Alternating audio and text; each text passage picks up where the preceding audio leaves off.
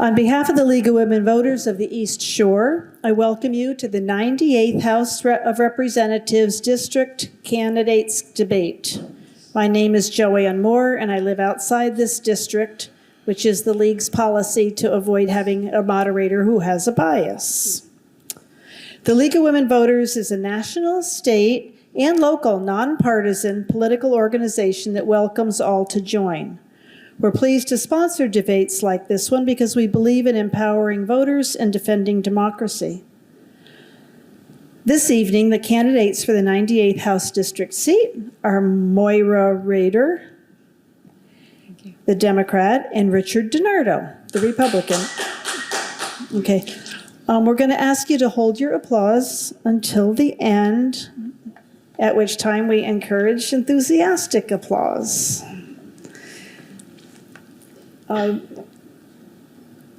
The order of questions being asked has been determined prior to the debate, and each candidate will have up to 1 minute to answer each question. Then they can be followed by a 30-second response upon their request.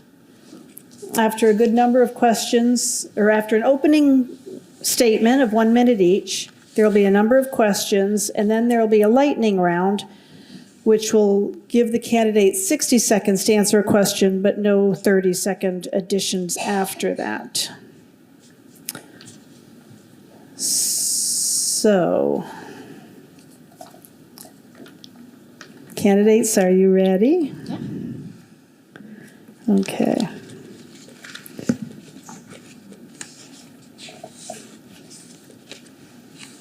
Ms. Rader will go first.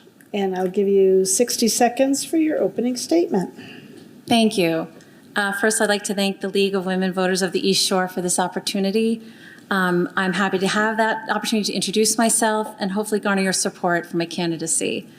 For those who don't know me, I am Moira Rader. My husband and I have 4 children, 4 teenagers, and we live here in Guilford and have for the past decade. I was born in Connecticut, raised on Long Island, and returned here in 2001 to work in my profession as an architect. My educational background is an undergrad from Villanova University, and like I mentioned, a graduate degree from Columbia University's Graduate School of Architecture. So that's my professional background. I also hold a real estate license in the state of Connecticut. But what's most important about my candidacy tonight, I think, is that I want to explain to you my leadership role in this community. When we moved here 10 years ago, my husband and I both feel very strongly about public service. And so as a young mother, I quickly joined the PTO, and when you volunteer, you quickly get advanced to be on that board, and I was asked to be treasurer and at the same time volunteered in our church for many years. I'm sorry that I can't continue this talk, but I hope I'll gain your support over the evening in answering questions. So thank you. Yes, there is a big red stop sign that goes up at the end of her 60 seconds. So, Mr. DiNardo. Well, hello, I'm Richard DiNardo. I'd like to thank also the League of Women Voters for sponsoring this event. I lived in Guilford for 27 years, which by local standards means I'm still a newcomer. I live here with my wife and 2 children, both of whom attend Guilford Public Schools. I'm an attorney, but I've run small businesses most of my life, all of my life, in fact, working life. I also built a plastics factory once to pay for graduate school and taught history for a few years too. I'm running for state representative because I feel our government no longer works for the average citizen. I've knocked on nearly 3,000 doors on this campaign so far, and a lot of these people in this district, I can tell you, are not doing well, especially the further you go from the shoreline. They feel overtaxed, overregulated, and overmandated by a state government that they feel no longer cares about them or shares their values, and they want their lives back. They don't like what they're seeing in Hartford and Washington, and they want change in their leadership. So I'm running for state representative to ensure that our state government puts the interests of our people first. Thank you. Okay, the next question is again, just 1 minute with no rebuttals. And I'll start with you, Mr. DiNardo. What are the main issues you plan to focus on that will benefit your district? Well, I'm particularly concerned about the business-friendly environment in Connecticut to make it possible for people who have not been in business before to start up businesses for the first time. I think small business is one of the best ways for people to improve not only their financial situation, but also their independence as citizens. I'm interested in affordability. Connecticut has become too expensive. We're losing people, and I want to focus on that. And also parental rights. As a father, I think it's very important that we respect the constitutional and fundamental rights of parents to direct the education and upbringing of their children. Thank you. And Ms. Rader. Thank you. I did want to share just briefly that, when we talk about priorities for our district, one of the top priorities for any community should be their public school system. And myself, I've served on the Board of Education now in my second term. I'm now the vice chair. And much like my opponent, I've spent a lot of time on doors, community events, making phone calls, and just by being in public service for the last decade, getting to really hear the voices and concerns of our constituents. I too feel, I think every family in this room can understand the burden of inflation and how things feel more expensive at the grocery store or the gas. But I also know what Connecticut has done in the last year in the bills of the legislature to relieve the gas tax. They extended a child tax credit. I know my family received that. Pensions and annuities for seniors. These are all really good things. But when I'm on doors, there are other things that people talk to me about. They talk about mental health care. They talk about making their health care more affordable, truly affordable. They talk about gun safety legislation. They talk about our environment. And yes, they talk about the opportunities for small businesses. Thank you. Well, you gave us good introductions because we're going to cover a lot of those topics in these questions tonight. And I'll start with you, Ms. Rader, on this one. Would you propose altering the state's tax system to make Connecticut more affordable for more people? Thank you for the question. I think that, like I just mentioned, I feel that Connecticut is in a very strong fiscal position right now. We have paid down a significant amount of our pension debt, and we've also put away a lot of money in we've maxed out our rainy day fund. We've also extended some of the tax credits that I've explained to you. There's absolutely more we can do. I know that there's a lot of some tax burdens on small businesses. We need to look at that and make it easier for small business to come here and thrive. I'd love to see the opportunity for our families to have a little less burden at a time when it's very hard to carry those bills that come in every month. Now, I'll be a first-time legislator, and I'm excited about the opportunity to learn more ways that we can accomplish that. But I do think that we have to recognize that we are in a strong position where we can actually, the money we're saving on an annual basis simply by paying down our pension debt is going to mean more resources that are going to be able to come back to the taxpayers. Thank you. And 60 seconds, Mr. DiNardo, altering the tax system. Well, I would propose cutting our income tax from 5% to 4%, our sales tax. Connecticut has over 300 taxes, and some of them cost more to collect than they actually bring in. We have hidden taxes. One of my least favorite ones is the Safe Homes Fund tax, which appeared on everyone's renewal of their homeowner's insurance. It's a tax that actually pays for foundations to be fixed in Westville. I think it's wonderful that people in Westville get their foundations fixed, but I don't believe the state of Connecticut is prepared to fix my foundations if something happened. The meal tax is something that I think should be eliminated. I think some people consider it a luxury tax. It basically is an increased sales tax on prepared meals or restaurant meals. But in fact, a lot of single parents or parents who don't have someone who can come home to cook rely on those prepared meals to feed their children. And so I don't really think it's a luxury. I would do away with that. Thank you. Well, thank you. Do you want 30 seconds more on that? No, that's fine. Thank you. Okay.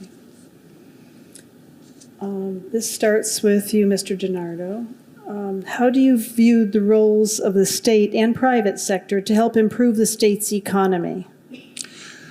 Well, I think that all things being equal, we should always look to the private sector to fix the state's economy, to improve the state's economy. The business environment needs to be improved for them to do that, though. I mean, there was an interesting study done by George Mason University, which showed that between 1997 and 2015, there was a 56% increase in the regulatory burden in Connecticut, which in itself, accounting for ruling out other factors, increased poverty in Connecticut by 14%. Higher income inequality, reduced entrepreneurship, increased consumer prices, all as a result directly of a regulatory burden. So we need to address that so that we can allow our private sector to improve the economy in Connecticut. Thank you. And Ms. Rader. Could you repeat the question again? How do you view the roles of the state and the private sector to help improve the state's economy? Right. Thank you. Well, much like I've mentioned already, I think that we have to get beyond the headlines and talk about the real story. And I'm very appreciative of the tax credits that came back to our state this year, to our citizens this year. Much like my opponent mentioned, we do have to encourage small business. We need to make it easier to enter a small business. We need to be there to support them, and we need to find ways to fuel that. We also need to talk about nonprofits. We need to find ways to better support them. They are the heart of a community. We can just think, just in Guilford and Brantford alone, of so many agencies and organizations that support our communities. Where social services can't, they do. So I'd like to see more focus put on that and more resources put towards our nonprofits. Thank you. Enough on that one? Oh, yeah. Okay, we're getting, how can this goes to you first, Ms. Rader. Sure. How can state government support more diversity in our workforce, but especially in our classrooms, getting teachers in? So important. As I mentioned, I've been on the Board of Education now for 5 years. I've loved the work that we have done. I'm proud of the work we've done. And I'm proud also of the work we've done around diversity. It's a very challenging thing at times because you have to have the avenues and the encouragement for folks to want to enter your district. And what we've done, and we've participated in a group, it's a grant program through the state through CREC. And it's for minority graduate students that they are given a grant to come work in Guilford while they receive their education. And then they are also then encouraged, hopefully, to stay in that district and continue working with us. So that's just an example. But I do think we need to think back to the education of our educators. We have free, 2-year community college here in the state of Connecticut. Obviously, that's not enough to reach teacher certification, but let's find ways to take those students who are interested in education and create opportunities for them, either with tuition assistance or, other avenues. We have a large lack of, I'll stop there. Thank you. Mr. DiNardo. I understand the concerns for diversity. I grew up in the Bronx, and I lived in a very diverse area. And the interesting thing was, it was diverse because people were actually treated each other as equals and as they wished to be treated themselves.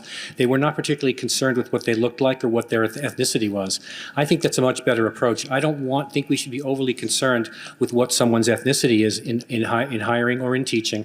I think that having someone who is different from you teaching you is every bit as valuable as someone who shares some of your some of your ethnicity or your background, but it's almost completely irrelevant. I know so many examples of teachers who had almost nothing in common with their students except the brilliance of the professor and the receptivity of the students. So don't put diversity with respect to race or ethnicity very high on my list of things that we need to do. What we really need to do is to treat everyone as equals and allow the diversity to take care of itself.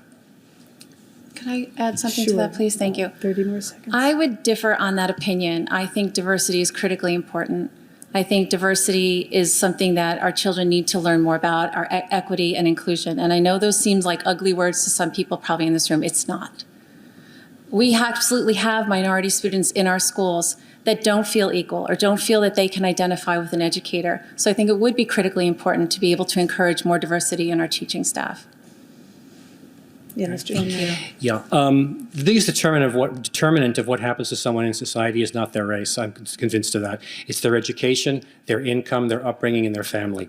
So those factors, if a child has those factors in their favor, they'll succeed regardless of what their so-called race or ethnicity is. If they don't have those factors, they won't succeed. So we need to be focusing on the vulnerabilities of our families, irrespective of race.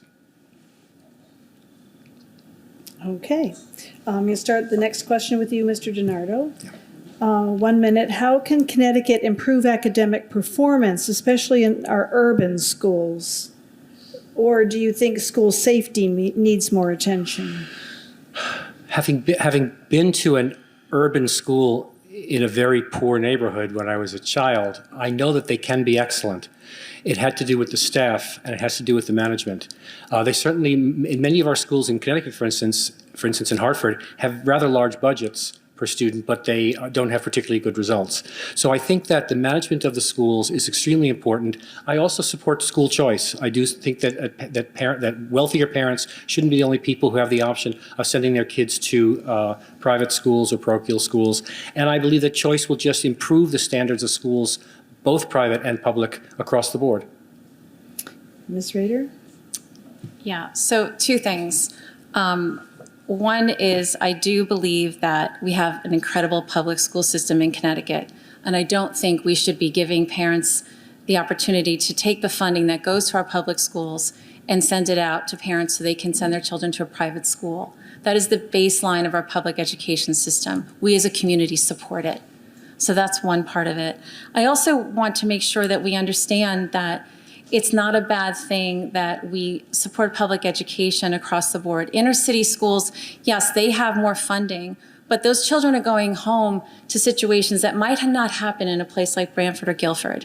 And I think we need to be cognizant of the fact that those communities need more social service support, more nonprofit support, and it goes back to my emphasis on really supporting those programs through our tax relief benefits that we could really feed into those communities to make sure that those kids actually get an equitable education. Mr. DiNardo? Yeah, parents are already spending money on the local public schools. The difference is they only have a choice. They don't really have a choice of where it goes. So the money is being spent on the child irrespective of where they go, and I think the parents should have a choice on where that is. Could I just add a little something to that? Sure. One thing that's important to know is there's the Open Choice Program, and Guilford actually is going to be participating in that program. And what that allows is for students in New Haven or other districts to come into our district. We also have a magnet program where our students are allowed to participate and apply to various magnet schools throughout the area, in the within the community districts. But it's most important to know that our public schools are the foundation of a community, and if you pull funding away from them, they don't succeed. It's okay. Thanks. Okay. This question will go first to you, Ms. Radin. Should the state provide support for pre-K education so that all municipalities can offer it? I would love to see that happen. The earlier we intervene with our children, the earlier we can touch them in terms of education and exposure socially to a learning environment, the better. Now it costs money. So I'd love to, once we get to the legislature, to really understand how could we fund that. But I don't think you'd find a parent that wouldn't agree that it would be wonderful for their kids to have that early intervention, that early support. So I'm a full supporter of that if we can find a way to make it successful. And Mr. DiNardo? Well, I think pre-K education is wonderful. The question is always, how do we pay for it, and why are we providing it for free to people who may or may not need it? So I think it's wonderful to do it. I prefer, all things being equal, to do it through private agencies and do it through, given how increasingly competitive school seems to be, I'm somewhat less opposed to doing it, for instance, at the public school level than maybe it was a few years ago. So. But I certainly do think that it can be a great boon to children. Could I just add a little something to that? Thank Sure, you. Ms. I just Radin. think that we also have to be cognizant of the fact that not every family can afford preschool. I know friends who, I remember myself the years of putting our children in preschool. It's expensive. And wouldn't that be a great opportunity for them to have a more structured, supported environment, but also be able to get into a school environment a little earlier? So I would really hope that we could look to find ways to make it happen. May I? Sure. Yeah, I think that perhaps if we don't subsidize parents who can afford for pre-K education, we could have more money available to subsidize those who can't. Thank you. Okay. I'll change the topic from education. Do you agree with Connecticut's current laws that allow for same-sex marriage and a woman's right to choose? Would you work to modify or reverse either of these? Or would you support allowing them to stand as currently written? This goes to you first, Mr. DiNardo. Well, since becoming a father, I've considered myself pro-life, which means I believe in the sanctity of human life. But our Supreme Court has affirmed that under our Constitution, abortion is an issue for the people of Connecticut to decide for themselves. So the central question for any representative has to be, what do the people of Connecticut want? And I believe the people of Connecticut do not want major changes to their current laws. So as their representative, I would not support major changes without the consent of my constituents. That said, I do believe that people, whether they're pro-life or pro-choice, mostly agree that the recent push by people mostly in the progressive camp for abortion on demand up to the day of birth is not supported by people in Connecticut. Most people who are either pro-choice or pro-life, and it actually undoes 50 years of Connecticut law, and I don't believe that the people of Connecticut would support it, and I wouldn't support that. Thank you. Ms. Radin. I unequivocally support our legislation around women's reproductive rights here in Connecticut. I unequivocally support same-sex marriage and marriage equality, period. But let me get a little more elaborate about this. Connecticut has incredibly strong legislation, but that legislation is not codified into our Constitution, so it is still vulnerable. And if there's any opportunity for other leadership to get honestly at that legislation, it could change in a heartbeat. I want to be very clear, as a parent of 4 children, 3 who are teenage girls, it is stunning to me that I now live in a world where in some states they are not equal in terms of human rights as my son is, or that I am. So we can't be complacent about this issue. We can't assume that everything is fine, because we've seen what's happened in other states, and so we need to be very clear about where we stand on this. And I want to make one other thing very clear. It was presumed that I had some progressive idea about late-term abortions. I have never stated that, and it is unequivocally not true. Thank you. Mr. DiNardo. Yeah, I'm sorry, I forgot I didn't get a chance to state my my support for same-sex marriage. I've had gay friends and family members my entire life, and it's not an issue for me. But I want to just also reiterate that I do not believe the people of Connecticut, which the Supreme Court has said have the right to decide abortion laws for themselves, will support abortion on demand up to the day of birth. Could I just add one more thing to Ms. that? Reed. Thank you. I'm going to say this because I think it's really important. I feel that this is a decision between a woman and her doctor. And I find it very challenging as a woman and a mother and a friend to women and a sister and a daughter to have men converse about this conversation beyond simply abjectly supporting it. And I just have a hard time with that, but I respect the opinion of everyone here in this room. But please understand, this is a decision between a woman and her doctor, period. Thank you. Thank you. Okay, we'll change the topic. Everyone agrees that mental health or mental illness is a problem throughout our whole society. What legislation would you support to meet the needs of people with mental health issues here in Connecticut? And this goes first to Ms. Radin. Thank you. Well, first, I was so encouraged by the recent legislation around mental health for our children and our students. It's incredible what's going to be able to be offered within our public school system and in our community resources. But beyond that, we all know what we lived through in this pandemic. And I think you'd be hard-pressed to find anybody whose mental health was not impacted by that. So we have a mental health crisis in this country, and it is largely because of that. The other part of this piece is providers. We need to be able to identify and support growing our provider pool. We need to look at reciprocal licensure across state lines. We need to look at telehealth. You know, telehealth was an amazing asset when we were in the pandemic and we were locked down. But unfortunately, a lot of health insurance companies and whatnot decided that once that had passed, that was no longer an opportunity. And so I would just love to see us build upon the things that we learned during the pandemic in terms of resources, but we absolutely need to strengthen our mental health resources throughout the state. Thank you. Mr. DiNardo. Well, I do support the idea of mental health parity in the laws in Connecticut. I think that is something that would is justified by the research. But we have to also remember that healthcare is still mostly provided by employers, and so the quality of the overall business environment in our state is going to have a direct effect on the quality of the healthcare. The more prosperous and robust businesses are, the better the benefits they can offer in a way that is consonant with their making a profit. So I would not tend to want to see the state mandate health care or mental health care or regular health care to any great extent if we could do it through the existing private health system. Let's see. Just could I add a little Sure, something Ms. to Radin. that? I think it's important to recognize that mental health care is health care, and we absolutely need to make it more affordable and more accessible. We haven't touched on this in terms of health care, but we need to look at a public option. We need to harness the buying power of the state employee plan. We need to look at ways to help nonprofits and small businesses so that they can support their employees to seek out the mental health care that they need.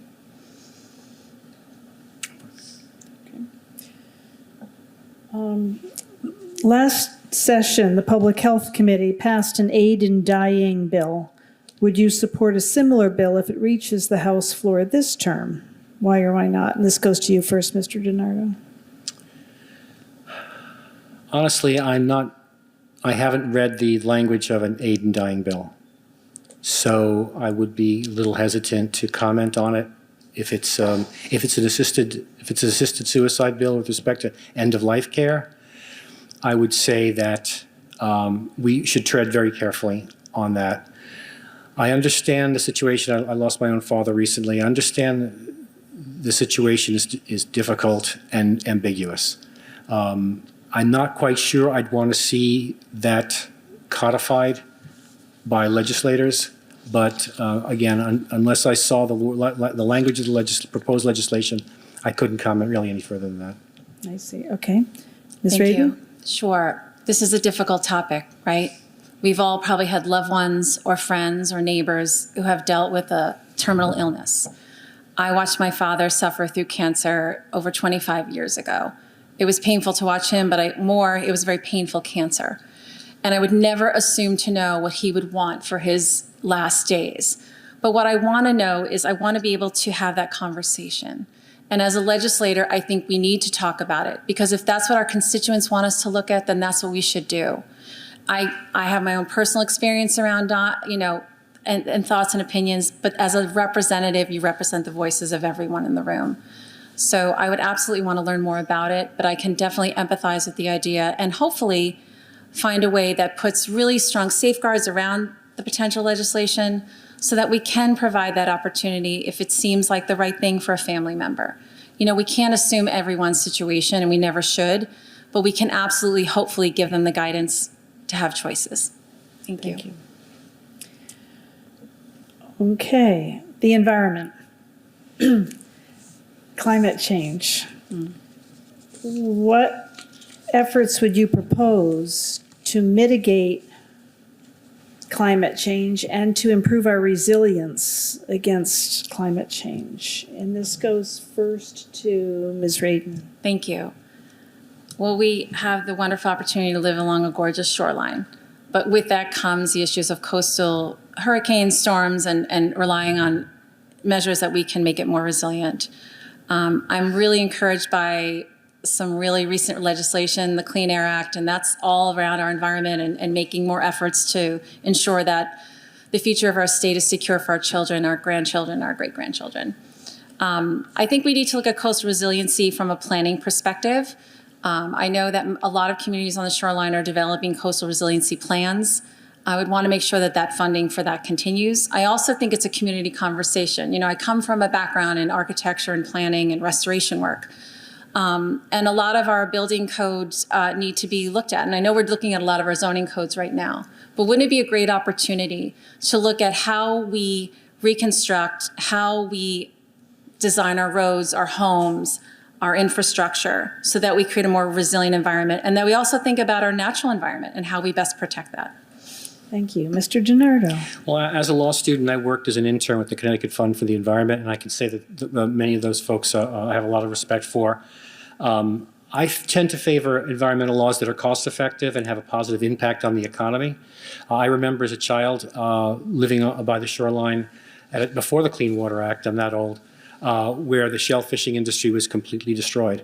And I believe that that environmental measures like the Clean Water Act, which had tremendous bipartisan support, and in fact largely Republican leadership at that time in the environmental movement, that restored a multi-million-dollar shell fishing industry in Connecticut. So I think we should always test environmental proposals to see if they are cost-effective and have a positive impact on our economy, and that we should always look to test them by their real-world results. And in particular with coastal resiliency, I believe that we need to make sure that all of our measures do not impact water-dependent industries such as the boating industry and the shellfishing and fishing industry. Thank you. Any more on that? No, thank you. Okay, we're going to move to transportation, which ties in a little bit with climate as well. But what efforts would you support to improve Connecticut's transportation system, including roads, bridges, trains, bike lanes? And this goes first to Mr. DiNardo. Well, Connecticut's infrastructure is actually crumbling. I think we ranked near the bottom 10 of states with respect to infrastructure. Luckily, there is a $5 billion federal infrastructure bill that's going to, a federal bill that's going to bring $5 billion of infrastructure aid to Connecticut is coming. We have to make sure that that money is spent properly, efficiently, and transparently with legislative oversight. I do think that we need to improve the New York to Boston corridor through Connecticut. But I believe that the extension from, for instance, Wallingford to Hartford was probably not either necessary or cost effective. So I think there are situations where we're looking at mass transit where we have to really look at where the need is. And I personally would have put those dollars into the New York corridor because that's where the greatest traffic is and the use by people in Connecticut. Thank you. Ms. Radin? Can you repeat the question? Just want to make sure. Yeah. What efforts would you support to improve the Connecticut's transportation system, roads, bridges, trains, bikes? Great. Well, much like Richard mentioned, we have funding coming from the bipartisan infrastructure bill, over $5.38 billion. There'll also be about $100 billion in competitive grant programs. So we have the funding coming in. It's how we utilize it. And one of the greatest effects of this is going to be job creation. So I'm very encouraged by that. But beyond that, we need to start talking about our transportation system, our roads. Anybody that drives 95 in the summer knows what's happening there. We have congestion, we have overuse. So how do we get folks to utilize our mass transit system? Well, we need to make it better. So we need to look at our bus system. We need to look at our train system. I'm encouraged by conversations around Shoreline East. The pandemic really hit ridership hard. And it's hard to encourage folks to get back to old habits. A lot of folks now work from home, don't need to be commuting. But we need to look at, we get a lot of federal funding and support for both our trains and our buses through the federal government. But we need to encourage more we need to encourage more use of that. And actually that'll have a wonderful environmental impact too. Thank you. Anything else? Oh, no. Okay. Affordable housing. What is your view of the status of affordable housing in your district here? And is it good enough, or is there something we need to support from the state to make it better? And that goes first to you, Ms. Radin. Sure, thank you. This is a great interest of mine. And I think that we need to make housing affordable. Guilford and Branford are two very different communities in terms of demographics and housing stock and affordable housing. But here in Guilford, I'm encouraged by, we have 3 current projects kind of in the pipeline. One is utilizing the 8-30G legislation. And what that does is it lets developers come in, working with the community, to develop a portion of a new development or apartment building that will be considered affordable. So up on Hubbard Road, we're going to have a building there of about 100 one-bedroom units, and 30% of those will be affordable. We have 2 other projects here in town that are coming that are smaller, but are working with nonprofits. And they're one is land that's been donated by the town, and another is, another close proximity to mass transit. So when we talk about affordable housing in communities, we also need to talk about that proximity to transportation, to downtown, to small businesses. I'll elaborate more later. Thank you. Okay, Mr. DiNardo. Yeah, well, we do have a need for affordable housing, but obviously this need is not the same in every town and every city.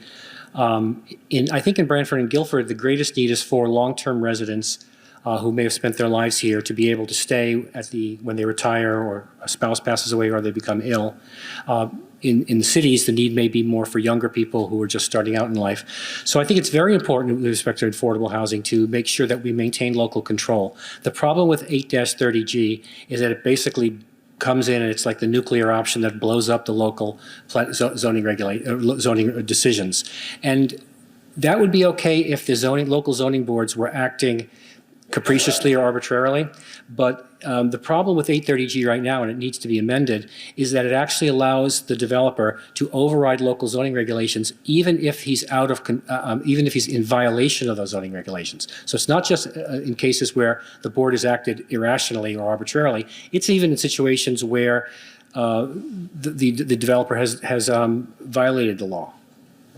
Could I just Sure, elaborate Ms. on that? Reardon. Yeah. Well, I think that comes down to relationship building, and I think that we have zoning and we have code violations, we have code regulations too, that no building can be out of, in a code violation, but we have zoning regulations as well. But I think it starts with not creating an antagonistic relationship. We have to make sure that, yes, 830G definitely has some improvements to be made. The intentions are good.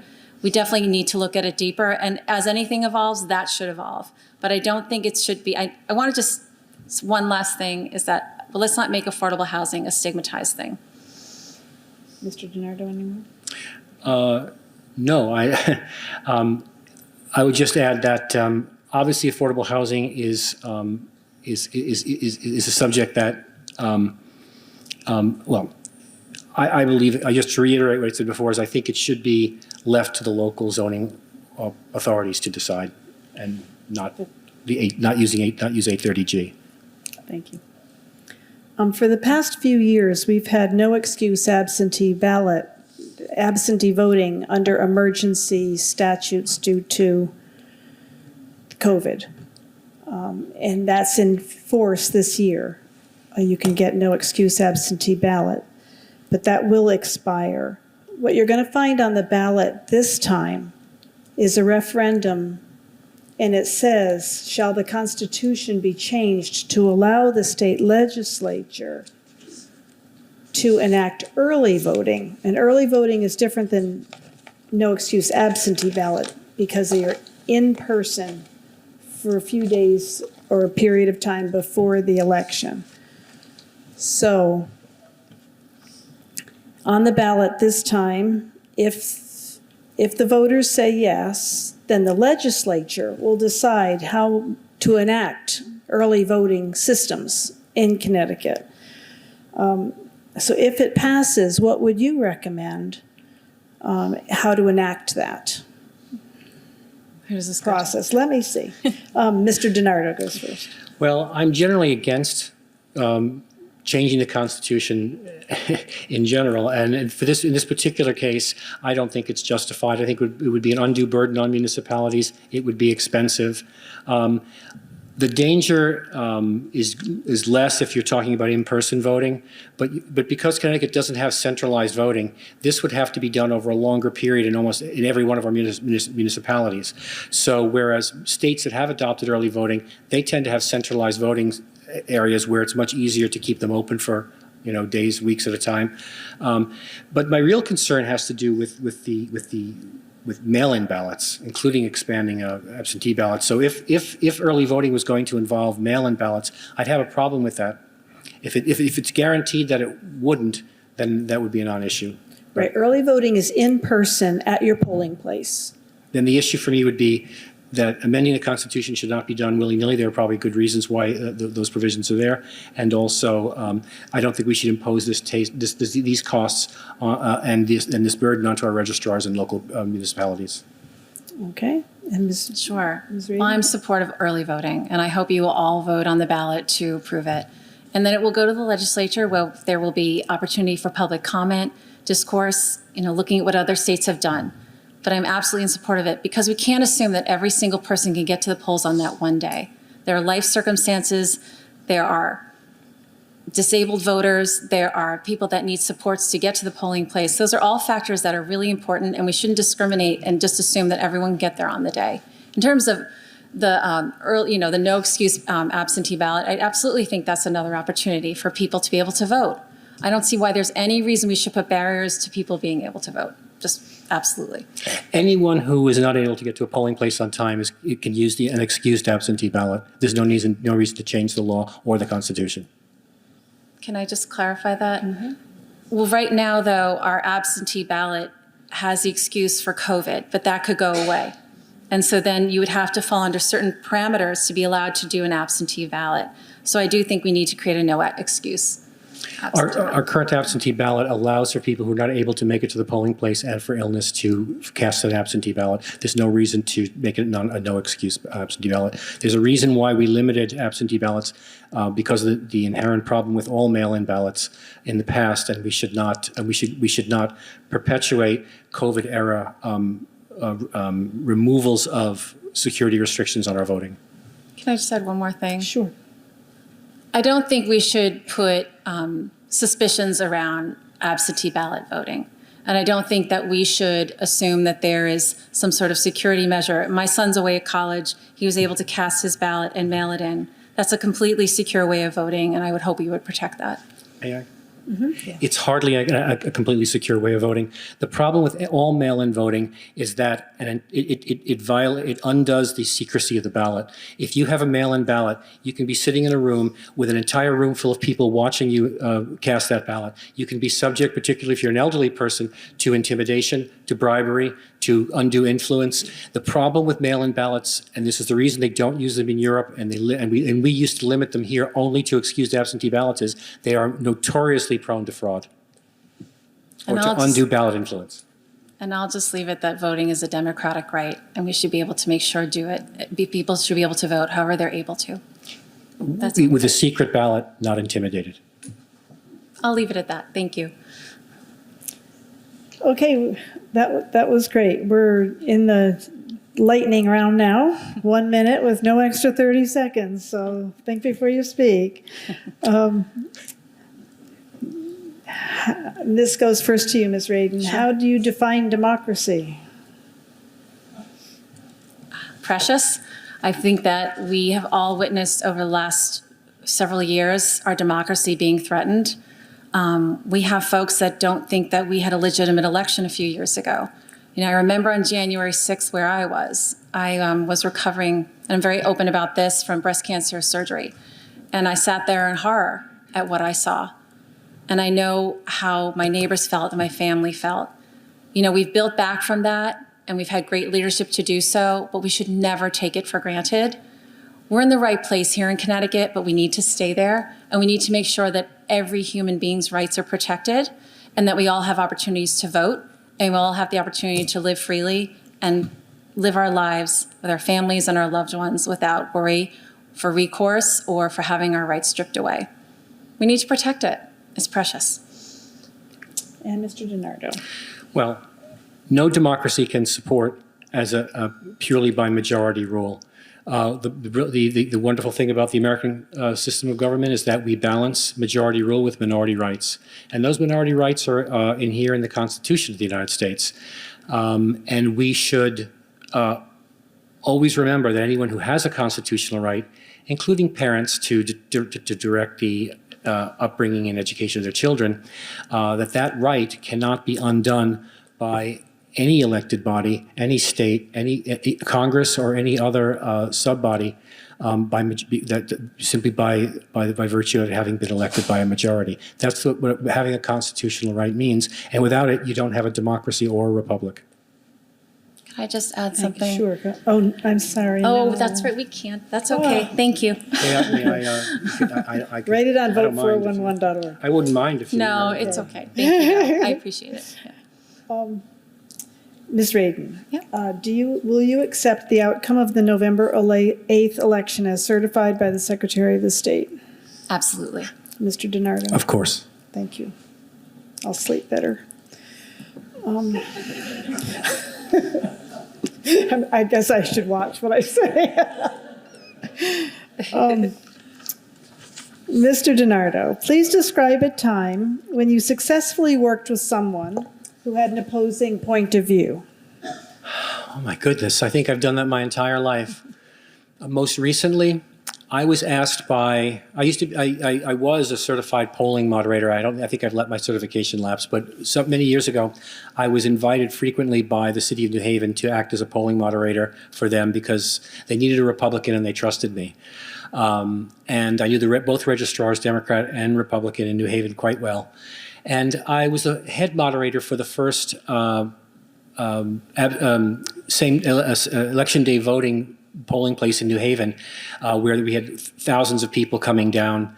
And we won a commendation from the Democrat Secretary of State for that job that we did. But here's a situation where my job was to ensure that that people who were legally entitled to vote had that opportunity.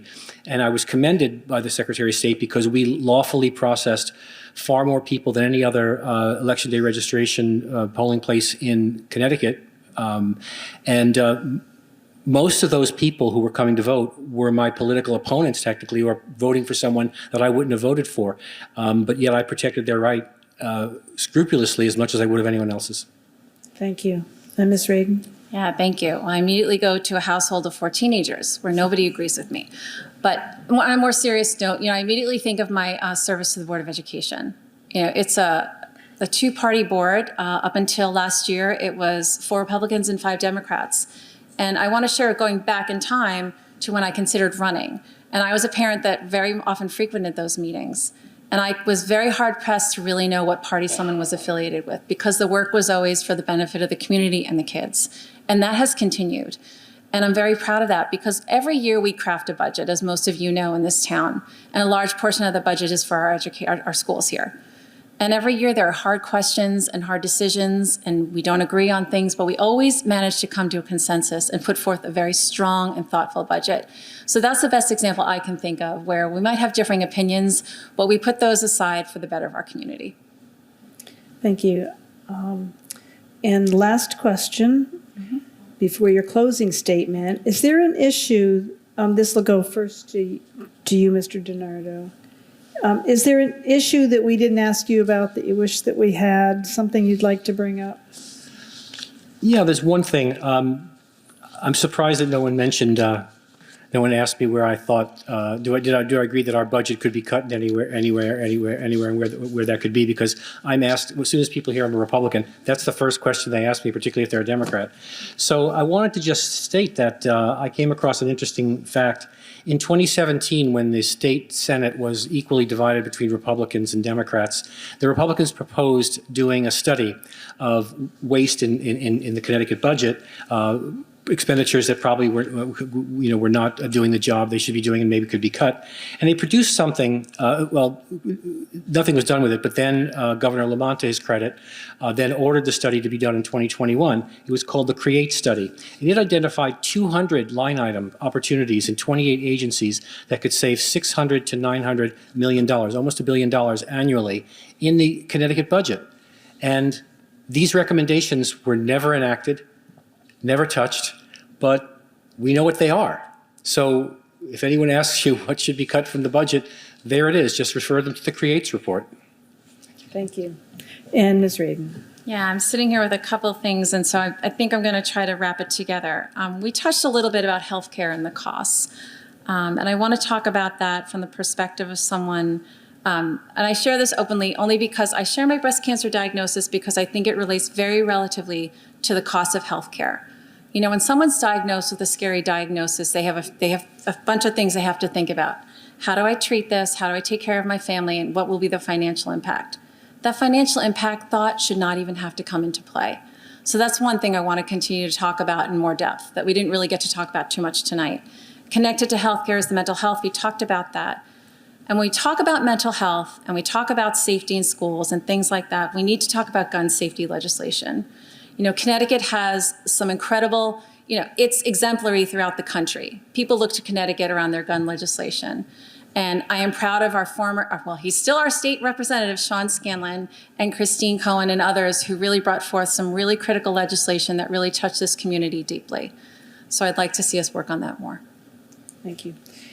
And now it's time for closing statements, and Ms. Radin goes first with 1 minute. Sure. Well, thank you again to the women voters of the Eastern Shoreline. I really enjoyed this opportunity to get to talk to you and answer some questions and see some really happy, familiar faces in the group. I'm here today because I really believe that leadership matters.